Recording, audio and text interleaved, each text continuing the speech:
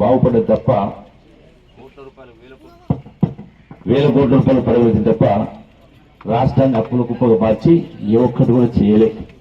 మరి అటువంటి కేసీఆర్ ఏమంటున్నాడు, కొన్ని ఎన్నికలప్పుడు ఏమన్నాడు, కాంగ్రెస్ పార్టీ అధికారంలోకి వస్తే ఈ రైతు భరోసా రాదు, ఈ కరెంటు రాదు, ఈ పెన్షన్ రావు, ఈ ఒక్కరు అన్ని ఎత్తేస్తారు అని మాట్లాడింది.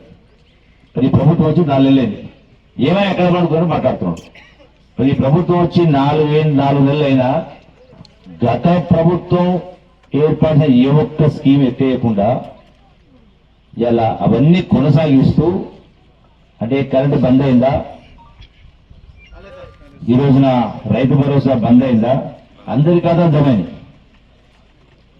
అట్లనే పెన్షన్ బంద్ అయినాయా, అంటే ప్రతి ఒక్కటి కొనసాగిస్తూ మళ్ళా అదనంగా 6 గ్యారెంటీలు ప్రకటించి అందులో ప్రధానంగా 6 5 మొదలు పెట్టడం జరిగింది. ఈ 6 మొదటిది మహిళలకు ఉచిత బస్సు, ఆర్టీసీ ప్రయాణం చేస్తే మహిళలు ఉచిత బస్సు. ఉన్నారా మహిళలు? నలుగురు తక్కువ పోతుంటారు. ఆర్టీసీ బస్సు పోయిందా? టికెట్ తీసుకున్నారా? అంటే ఫ్రీ బస్సు నడుస్తా ఉంది. ఎక్కడ పోతున్నారు? శ్రీశైలం, భద్రాచలం, యాదగిరిగుట్ట, ఈయంపురాల ఇంటికి, అంతేనా, అత్తగారింటికి, అంటే ఎక్కడ పోయినా ఫ్రీ బస్సు కోట మంది ప్రయాణం చేస్తా ఉన్నారు. అటనే ఈ రోజున మొన్న గోపులాపురం పాలగల్ మండలంలో గోపులాపురం మాట్లాడుతున్నప్పుడు ఒక ఆమె లేచి, సార్ బస్సులు బంద్ చేయండి, ఫ్రీ బస్సు బంద్ చేయండి అన్న.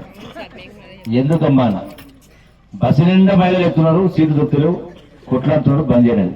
అంతమందికి ఏం పని, అంతమంది ఎదుగుతుంటే నేనే పోయినా సార్ గోపులాపురం నుంచి దాకా దాకా, ఎందుకంటే కిలో ఉల్లిగడ్డ ఉన్నది పోయినా అన్నాడు. అంటే ఫ్రీ బస్ అనేది గోపులాపురం అర్థమైంది. అంటే దానికోసం కాదు కదా, అవసరం కోసం పోవాలి కానీ ఈ లెక్కన ఇది. రెండవది, ఆ బెడకు ఓటు అడిగిన హక్కు కూడా లేదు. రెండవది, ఈనాడు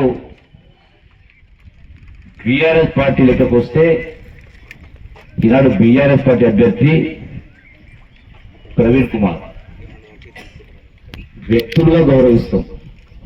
నిన్న మొదటి ఏం మాట్లాడిండు, ఈ రాష్ట్రాన్ని ఉద్ధరిస్తా,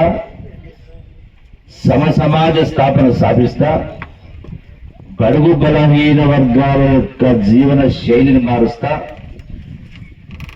అందరినీ గొప్పవాళ్ళని చేస్తా అని బహుజన పార్టీ బీఎస్పీ పార్టీ కండువా కప్పుకొని ఈ రాష్ట్రానికి అధ్యక్షత వహించి ఈ రోజున ముందాకేం మాట్లాడు, కేసీఆర్ ఒక నియంత, అవినీతిపరుడు, కుటుంబ పాలన, ప్రజాస్వామ్యానికి కాల రాసిండు, ప్రజాస్వామ్యానికి పాతాలను తొక్కిండు, గద్దె దింపాలే, బీఆర్ఎస్ పార్టీని పాతరేయాలని నిన్నటి మొన్న దాకా మాట్లాడి, ఆత్మగౌరవం గొప్పదని మాట్లాడి ఈ రోజున కారి కిందేసి మళ్ళా కేసీఆర్ పంచన జరిగింది. మళ్ళా కారు గుర్తుకు కేసీఆర్కు బీఆర్ఎస్ పార్టీ ఓటేమంటారు. అంటే ప్రవీణ్ కుమార్కు బీఆర్ పార్టీ ఓటేస్తే అది కేసీఆర్కి వేసినట్టే కదా. ఎందుకు కేసీఆర్కి వేయాలా, ఎందుకు బీఆర్ఎస్ పార్టీకి వేయాలి?